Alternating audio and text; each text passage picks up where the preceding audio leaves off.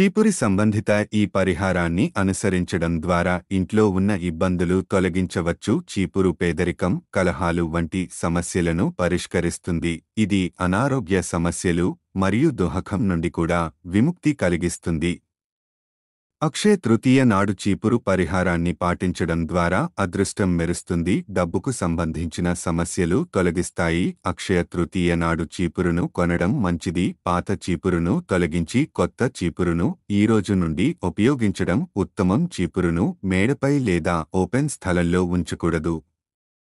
ఎందుకంటే అలా ఉంచడం వల్ల సమస్యల పెరుగుతాయి. ఎప్పుడూ వాయువ్యం వైపు ఉంచడం మంచిది.